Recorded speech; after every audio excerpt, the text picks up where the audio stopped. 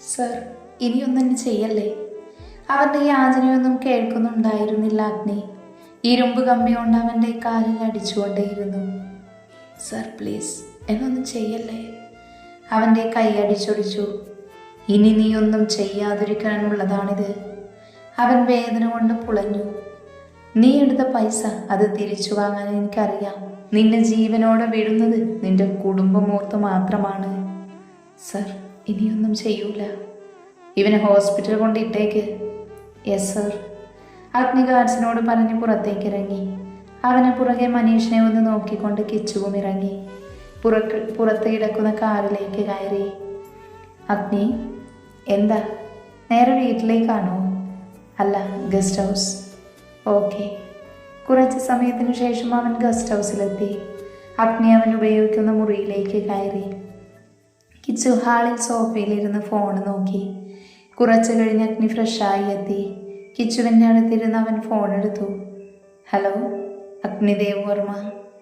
Manish, cash തട്ടിപ്പ് 5 ലക്ഷമാണ് എടുത്തിരിക്കുന്നത്. ഓക്കെ, ഈ നമ്പർ വിളിച്ചാൽ കിട്ടും. അവൻ കോള് കട്ട് ചെയ്ത് ആ ഫോൺ അവിടെ വെച്ചു. ആരാടാ? ACP David Abraham. നീ കേസ് കൊടുത്തോ? പിന്നെ ആ ക്യാഷ് പോട്ടെന്ന് വെക്കാനോ? അങ്ങനെയല്ല, വെറുതെ കിട്ടുന്നതല്ല, കഷ്ടപ്പെട്ടാണെല്ലാം ഉണ്ടാക്കുന്നത്. അതൊക്കെ ഇവനെ പോലെ കണ്ട പന്ന മക്കൾ കൊണ്ടുപോകാനുള്ളതല്ല. എന്തായാലും കേസ് അതിൻ്റെ വഴിക്ക് നടക്കട്ടെ. എന്നാ ഇറങ്ങുമല്ലേ? ആ, നാളെ മുതൽ ക്ലാസ് തുടങ്ങുക അവർക്ക്. ഡ്രൈവറോട് കൊണ്ടുവിടാൻ പറയാം.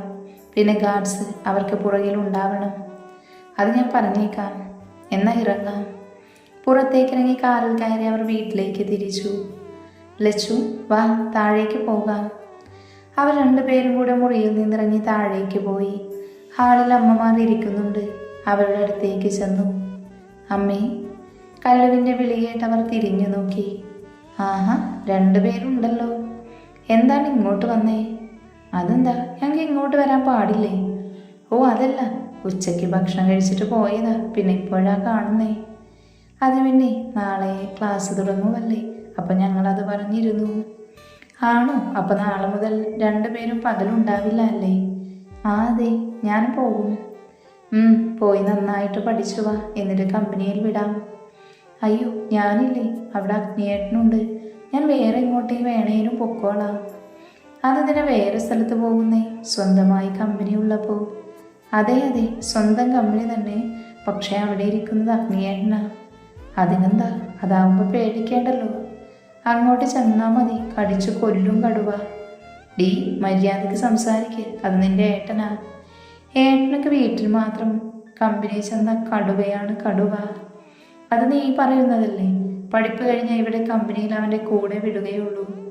അയ്യോ, എന്നോട് ഇങ്ങനെ ക്രൂരത കാണിക്കരുത്. ഞാൻ പോകില്ല. ആദ്യം പോയി പഠിച്ചിട്ട് വാടി. ഞാൻ പഠിച്ചിട്ട് വേറെ എങ്ങോട്ടെങ്കിലും പോകും. അത് നീയല്ലല്ലോ തീരുമാനിക്കുന്നേ. അത് ഞാൻ തന്നെ തീരുമാനിക്കും. ആണോ? എന്നാൽ അച്ഛൻ വരട്ടെ, എന്നിട്ട് തീരുമാനിക്കാം. മോനെ വെച്ചു, നീ എന്താ മിണ്ടാതെ നിൽക്കുന്നേ? ഞാൻ നിങ്ങൾ പറയുന്നത് കേട്ടുകൊണ്ടിരിക്കുവല്ലേ. മോൾക്ക് ഇവളെ പോലെ തന്നെയാണോ? വേറെ കമ്പനിയിലേക്ക് പോകണമെന്നാണോ? അത് പിന്നെ ഞാനിതുവരെ തീരുമാനിച്ചിട്ടില്ല. ആണോ? എന്തായാലും പഠനം കഴിയട്ടെ. അച്ഛനെ കമ്പനി നോക്കി നടത്തണമെന്നാ എനിക്ക്. അതിപ്പോൾ ചെറിയച്ഛനല്ലേ നോക്കുന്നത്? ആ അതെ, പക്ഷേ അച്ഛൻ്റെ കമ്പനി ഞാനല്ലേ നോക്കണ്ടേ? അത് ശരിയാ. എന്തായാലും നിങ്ങൾ ഇവിടെ ഇരിക്ക്, ഞാൻ പോയി ചായ എടുത്തിട്ട് വരാം. ദേവിയമ്മ അത് പറഞ്ഞ് അടുക്കളയിലേക്ക് നടന്നു. പിറകിൽ തന്നെ സുജാതമ്മയും എഴുന്നേറ്റ് പോയി. കല്ലും ലച്ചുവും അവിടെ ഇരുന്നു. അപ്പോഴേക്കും മുറിയിൽ നിന്ന് അച്ഛമ്മയും അച്ഛച്ചനും വന്നു. 2 പേരും ചായ കുടിക്കാൻ നേരത്ത് വന്നുവല്ലേ? പിന്നെ നേരത്തെ വന്നാൽ വയറു നിറച്ച് ചായ കഴിക്കാൻ പറ്റൂ? കൊതിച്ചിപ്പാറു, എല്ലാം കഴിച്ചു തീർക്കാൻ വന്നിരിക്കുന്നതാണല്ലേ. അത് പിന്നെ അങ്ങനെയില്ലേ, ഞാൻ ചായക്ക് പകരം കടിയെല്ലാം കഴിച്ചോളാം. നിങ്ങൾ ചായ കുടിച്ചോ? അയ്യോ, അത്രയും സഹായമൊന്നും ചെയ്യല്ലേ. മോളെ ലച്ചു, എന്താ നീ മിണ്ടാതിരിക്കുന്നേ? ഒന്നുമില്ല അച്ഛമ്മേ. നാളെ മുതൽ ഞങ്ങൾക്ക് ക്ലാസ് തുടങ്ങും. ആണോ? ഇനിയിപ്പോൾ 1 വർഷം കൂടിയല്ലേ ഉള്ളൂ. ആ അതെ, ഈ 1 വർഷം കൂടിയേ ഉള്ളൂ.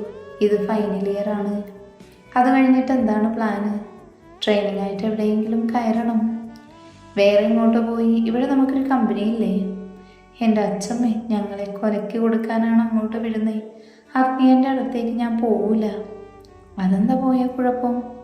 അഗ്നിയൻ്റെ കീഴിൽ പോയാലേ അവിടെ വെച്ച് ഞങ്ങളെ കടിച്ചു കയറും. പിന്നെ അങ്ങനെയൊന്നുമില്ല, അവൻ്റെ കൂടെ പോയിക്കോ, അതാവുമ്പോൾ നിങ്ങൾക്ക് നല്ലതാ. ഞാൻ പോവില്ല. ലച്ചു പോകുന്നുണ്ടോ എന്നെനിക്കറിയൂല. നീ പിന്നെ എവിടെ പോകാനാ പ്ലാന്? വേറെ എവിടെയെങ്കിലും നോക്കണം. നിന്നെ വിടാട്ടോ, നോക്കിയിരുന്നോ. അച്ചച്ച പ്ലീസ്.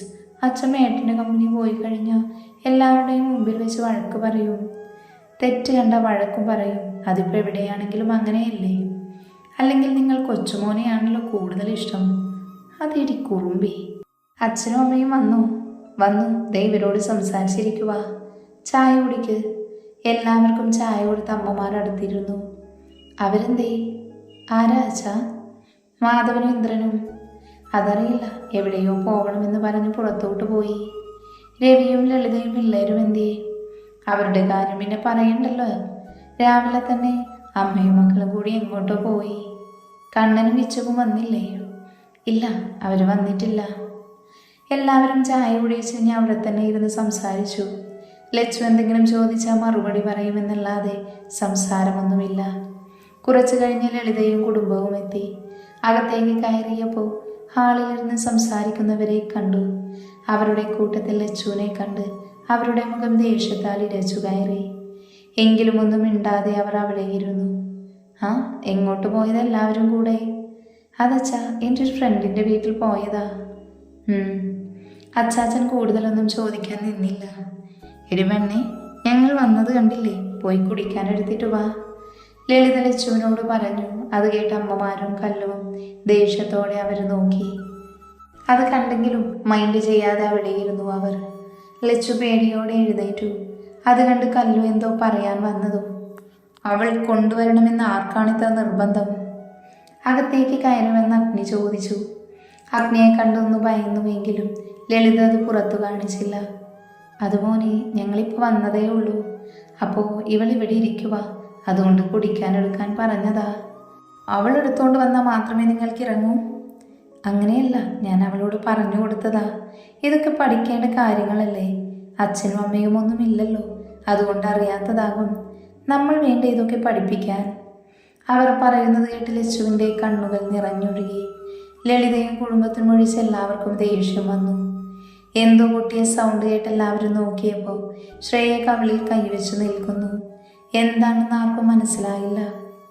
ഇനിയും ഇവിടെ കിടന്ന് ആവശ്യമില്ലാത്തത് പറഞ്ഞ ഇപ്പം മോൾക്ക് കൊടുത്തതുപോലെ നിങ്ങൾക്കിട്ട് പൊട്ടിക്കും. വയസ്സിന് മുതിർന്നതാണെന്ന് നോക്കില്ല ഞാൻ. അഗ്നി വലിഞ്ഞു മുറുകിയ മുഖത്തോടെ പറഞ്ഞു.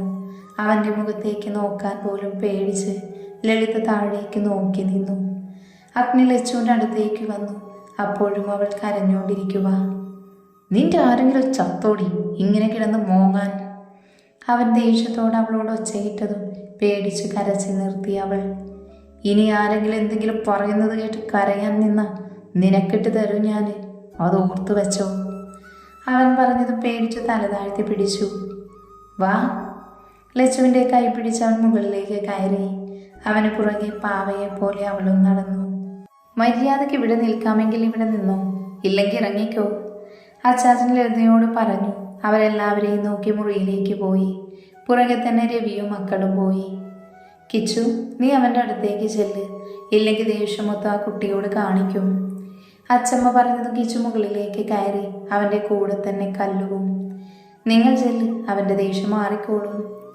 എന്നാലും ഈ ലളിത എന്തിനെങ്ങനെ പറയുന്നേ? എൻ്റെ മോളെ, അവൾ ഇങ്ങനെയാ, അവൾ മാറൂല. അച്ഛനും അമ്മയും മുറിയിലേക്ക് ചെല്ല്. അച്ഛനും അമ്മയും പോകുന്നത് നോക്കി അവർ അടുക്കളയിലേക്കും പോയി. അഗ്നി നല്ല ദേഷ്യത്തിലായിരുന്നു. അതുകൊണ്ട് തന്നെ ലച്ചുവിനെ നോക്കിയതേയില്ല. കൈ വേദനിക്കുന്നുണ്ട് എങ്കിലും ഒന്നും മിണ്ടാതെ അവന് പുറകെ അവൾ നടന്നു. മുറിയിലെത്തിയതും കൈവിട്ടവൻ അവളെ ഒന്ന് നോക്കി. തല താഴ്ത്തി നിൽക്കുവാണ്, കണ്ണിടയ്ക്ക് തുടയ്ക്കുന്നുണ്ട്. നിനക്ക് നീയും നിർത്താനായില്ലേ? അവൾ മിണ്ടാതെ നിൽക്കുന്നത് കണ്ടതും അവന് പിന്നെയും ദേഷ്യം വന്നു.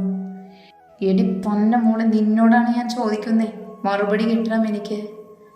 അത് ഞാൻ, എൻ്റെ അമ്മ, അച്ഛൻ. അവൾ വിക്കി എന്തോ പറയാൻ നോക്കി. ഒരു കാര്യം ഞാൻ പറയാൻ, അതനുസരിച്ച് നിന്നോളണം, അല്ലാതെ ഇവിടെ കിടന്ന് മോങ്ങാൻ നിൽക്കരുത്. ആരെങ്കിലും എന്തെങ്കിലും പറയുന്ന കേട്ട ഉടനെ കരയാൻ നിൽക്കരുത്. അതെനിക്ക് ഒട്ടും ഇഷ്ടമില്ലാത്തൊരു കാര്യമാണ്. പിന്നെ നിനക്ക് നാവ് തന്നിരിക്കുന്നത് സംസാരിക്കാനാണ്. നീ മുങ്ങിയാണോ മൂളിക്കളിക്കാൻ? അത് എനിക്ക് ഏറ്റവും ദേഷ്യമുള്ള കാര്യമാണ് വിക്കലും മൂളലും. അതെൻ്റെ അടുത്ത് വേണ്ട, കേട്ടല്ലോ? കേട്ടു. ഇനി ആരെങ്കിലും പറയുന്നത് കേട്ട് നീ മൂങ്ങിക്കൊണ്ട് വന്ന അപ്പം ഞാൻ തരാം. എനിക്ക് പേടിയാ. എന്ത് പേടി? എനിക്ക് ആരെയും എതിർത്ത് സംസാരിച്ച ശീലമില്ല, അതുകൊണ്ടാണ് ഇങ്ങനെ മൂങ്ങിക്കൊണ്ടിരിക്കണേ. അവൾ തലതാഴ്ത്തി നിന്നു. അവൻ അവളെ ഒന്ന് നോക്കി വാഷ്റൂമിലേക്ക് കയറിപ്പോയി. അവൻ പോകുന്നത് കണ്ട് അവൾക്ക് ആശ്വാസമായി. അപ്പോഴേക്കും കല്ലുവും കിച്ചുവും അകത്തേക്ക് കയറി വന്നു. ലച്ചു, അവനെവിടെ? വാഷ്റൂമിൽ പോയി ഏട്ടാ.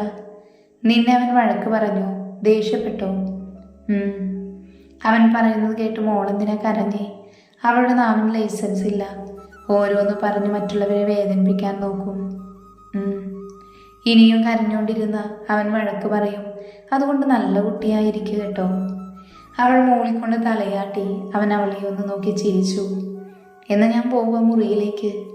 ശരിയേട്ടാ. കിച്ചു അവൻ്റെ മുറിയിലേക്ക് പോയി. ആ തള്ളയ്ക്കൊരു പണി കൊടുക്കണം. വേണ്ട കല്ലു. പിന്നെ അവൾക്ക് എന്തിൻ്റെ കേടാണ്? ഞാൻ എന്തായാലും പണി കൊടുത്തിരിക്കും. വേണ്ടാത്ത പണി ചെയ്യല്ലേ കല്ലു. നീ ഒന്ന് പോടി, ഞാൻ മുറിയിലേക്ക് പോകുക. കല്ലു പോയതും ലച്ചു സോഫയിലിരുന്നു. അപ്പോഴേക്കും അഗ്നി ഫ്രഷായി പുറത്തേക്ക് വന്നു. ലച്ചു ഇരിക്കുന്നത് കണ്ടെങ്കിലും അവൻ മൈൻഡ് ചെയ്തില്ല. ബെഡിലിരുന്ന് ലാപ്ടോപ്പ് നോക്കി. ലച്ചു ഇടയ്ക്ക് പേടിയോടെ അവനെ നോക്കിക്കൊണ്ടിരുന്നു. അങ്ങനെ മാറ്റങ്ങൾ ഏതുമില്ലാതെ അന്നത്തെ ദിവസം കടന്നുപോയി. അലാറം സൗണ്ട് കേട്ട് ലച്ചു കണ്ണു തുറന്നു. അപ്പോഴേക്കും സൗണ്ട് കേട്ട് അഗ്നിയും എഴുന്നേറ്റു. അവൾ അവനെ ഒന്ന് നോക്കി വാഷ്റൂമിൽ കയറി. അവൾ പോകുന്നത് നോക്കിയിട്ട് അവൻ അവിടെ തന്നെ ഇരുന്നു. കുറച്ച് സമയത്തിനു ശേഷം അവൾ പുറത്തേക്ക് വന്നു. അവൻ വാഷ്റൂമിലേക്ക് പോയി ഫ്രഷായി വന്ന് മുറിയുടെ പുറത്തേക്ക് പോയി. അവൻ്റെ മുറിയും കഴിഞ്ഞ് 4ാമത്തെ മുറി തുറന്ന് അകത്തേക്ക് കയറി. വർക്കൗട്ട് ചെയ്യാനുള്ള മുറിയാണ്. ജിം സെറ്റ് ചെയ്തിട്ടുണ്ട്. അവൻ വർക്കൗട്ട് തുടങ്ങി. കുറച്ച് കഴിഞ്ഞു കിച്ചുവും വന്നു. ലച്ചു ബാഗ് എടുത്തെല്ലാം ഉണ്ടോ എന്ന് ചെക്ക് ചെയ്തു. കല്ലുവിൻ്റെ മുറിയിലേക്ക് ചെന്ന് അവൾ എഴുന്നേറ്റ് ഫ്രഷായിരിക്കുവാണ്. കല്ലു, നീ വാ. ഞാൻ മടി പിടിച്ചിരിക്കുമായിരുന്നു. എനിക്ക് തോന്നി. ഈ ഒരു വർഷം കൂടെയല്ലേ ഉള്ളൂ കല്ലു, സമാധാനപ്പെട്. കുറച്ച് കഴിഞ്ഞ് നമുക്ക് താഴേക്ക് പോകാം. അവൾ വിളിച്ചോ നിന്നെ? രാത്രി വിളിച്ചായിരുന്നു. കോളേജിൻ്റെ ഫ്രണ്ടിൽ വെയിറ്റ് ചെയ്യാമെന്നാ പറഞ്ഞേ. ആണോ? അഗ്നിയേട്ടൻ എന്തേ? അത് ഫ്രഷായിട്ട് ജിം റൂമിൽ പോയി. നമ്മളെ ഡ്രൈവറാണ് കൊണ്ടുവിടുന്നത്. ഏയ്, അത് വേണോ? ഏട്ടൻ പറഞ്ഞതാ, അതുകൊണ്ട് വേണ്ടെന്ന് പറയണ്ട. അവർ ഓരോ കാര്യങ്ങൾ സംസാരിച്ച് അവിടെയിരുന്നു. അഗ്നി വർക്കൗട്ട് കഴിഞ്ഞ് ടവൽ കൊണ്ട് വിയർപ്പൊപ്പി അടുത്തുള്ള ബോട്ടിലെടുത്ത് വെള്ളം കുടിച്ചു. നിന്റെ കഴിഞ്ഞോടാ? കഴിഞ്ഞു, ഞാൻ ഫ്രഷായിട്ട് വരാം. കിച്ചുവിനോട് പറഞ്ഞ് അഗ്നി മുറിയിലേക്ക് പോയി. കിച്ചു അവൻ്റെ മുറിയിലേക്കും. കുറച്ച് സമയത്തിനു ശേഷം റെഡിയായി അവർ താഴേക്ക് വന്നു. അവർക്ക് പുറകെ ലച്ചുവും കല്ലുവും താഴേക്ക് വന്നു. വന്നോ, ഇരിക്ക്, ഭക്ഷണം കഴിക്കാം. അമ്മേ. ലച്ചുവും കല്ലുവും ഡൈനിങ് ടേബിളിലിരുന്നു. അഗ്നിയും കിച്ചുവും അവിടെ ഇരിക്കുന്നുണ്ടായിരുന്നു. അവരെല്ലാവരും കഴിച്ചെഴുന്നേറ്റു. കല്ലു, ഏട്ടാ. ഡ്രൈവർ കൊണ്ടുവിടും. ക്ലാസ് കഴിഞ്ഞ് വിളിക്കാനും വരും. കോളേജിൽ നിന്ന് പുറത്തേക്ക് ഇറങ്ങരുത്. ശരിയേട്ടാ. ഞങ്ങൾ ഇറങ്ങുക. അഗ്നി അത്രയും പറഞ്ഞ് പുറത്തേക്ക് ഇറങ്ങി. അവനെ പുറകെ കിച്ചുവും അവരെ നോക്കി പുറത്തേക്ക് പോയി. നിങ്ങളെപ്പോഴാ പോകുന്നേ? ഞങ്ങളും ഇറങ്ങുക അമ്മേ. അവൻ പറഞ്ഞതൊക്കെ കേട്ടല്ലോ. ഇനി അമ്മയും തുടങ്ങിക്കോ. ഒന്ന് മിണ്ടാതിരുന്നേ. നിങ്ങളുടെ നല്ലതിനാണ് ഓരോന്ന് പറയണേ, അല്ലാതെ വെറുതെയല്ല. പിന്നെ നീ കേൾക്കണ്ട. എന്തെങ്കിലും ഉണ്ടായ അഗ്നിയായിരിക്കും നിന്നോട് ചോദിക്കുന്നത്. ഞാൻ നന്നായി പോരെ? ആയിക്കോട്ടെ. എന്നാൽ ഞാൻ നിങ്ങൾ ഇറങ്ങുക. പോയിട്ട് വാ. ലച്ചു വാ. അമ്മേ, ചെറിയമ്മേ, പോയിട്ട് വരാം. ശരി മോളെ. അവർ അമ്മമാരോട് പറഞ്ഞ് പുറത്തേക്ക് ഇറങ്ങി. ഡ്രൈവർ അവരെ വെയിറ്റ് ചെയ്ത് നിൽക്കുമായിരുന്നു. അവർ കാറിൽ കയറിയതും ഡ്രൈവർ വണ്ടിയെടുത്തു. മായേ, വരുന്നമ്മേ. അവൾ മറുപടി കൊടുത്തുകൊണ്ട് താഴേക്ക് ഇറങ്ങി വന്നു.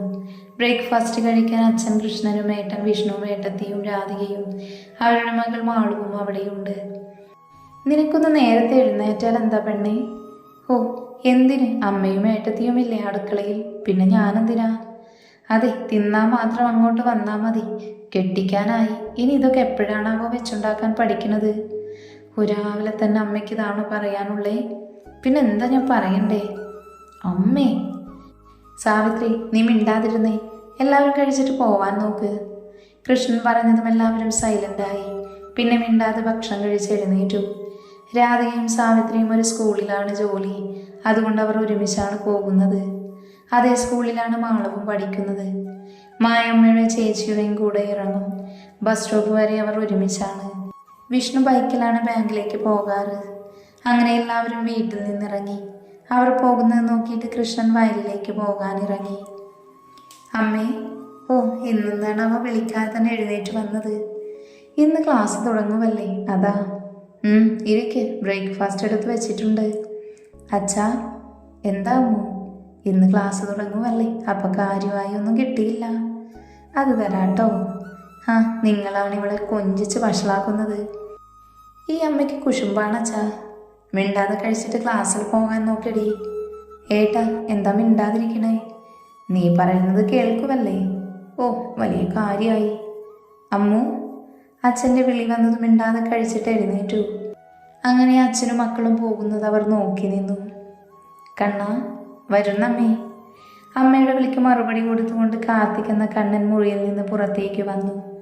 വാ അമ്മ, കഴിക്കാനെടുത്ത് വെച്ചിട്ടുണ്ട്. അച്ഛനെവിടെ? അച്ഛനിപ്പോൾ ഇറങ്ങിയതേ ഉള്ളൂ. ആണോ? അവൻ കഴിക്കാനിരുന്നു. അമ്മ അവന് വിളമ്പി കൊടുത്തു. കഴിച്ചിട്ട് യാത്ര പറഞ്ഞ് അവൻ ഇറങ്ങി. കോളേജ് എത്തിയതും ലച്ചുവും കല്ലും ഗേറ്റ് കഴിഞ്ഞ് വാഗമരത്തിൻ്റെ അടുത്ത് പോയി നിന്നു. ഇവരെന്താ വരാത്തത്? മിക്കവാറും ഉറങ്ങിപ്പോയി കാണും. അതെ. അവർ ചിരിച്ച് സംസാരിച്ച് നിന്നപ്പോഴാണ് അമ്മു അങ്ങോട്ട് വന്നത്. നിങ്ങൾ നേരത്തെ വന്നോ? നീ വന്നു, ഞങ്ങളിപ്പോൾ എത്തിയതേ ഉള്ളൂ. ആണോ? ആഹാ, കല്യാണപ്പെണ്ണേ. ലച്ചു അവളെ നോക്കി ചിരിച്ചു. എന്താണ്, നാണമാണോ? ആർക്ക്? ഇവൾക്കോ നാണമോ? ഇല്ലേ? കുറേ ഉണ്ടാകും. അതെന്താ? അതൊക്കെ മായ കൂടെ വന്നിട്ട് പറയാം. ഓക്കെ, എന്നാൽ വെയിറ്റ് ചെയ്യാം. അവൻ അങ്ങനെ ചുമ്മാ സംസാരിച്ച് നിന്നപ്പോഴേക്കും മായയും വന്നു. ഹേയ്, ഞാനെത്തി. നീ എന്താടി വൈകിയേ? അത് പിന്നെ ഉറങ്ങിപ്പോയി, അതല്ലേ? അതറിയാലോ അല്ലേ? വാ, ക്ലാസ്സിലേക്ക് പോകാം. അവർ 4 പേരും ഓരോന്ന് സംസാരിച്ച് ക്ലാസ്സിലേക്ക് നടന്നു.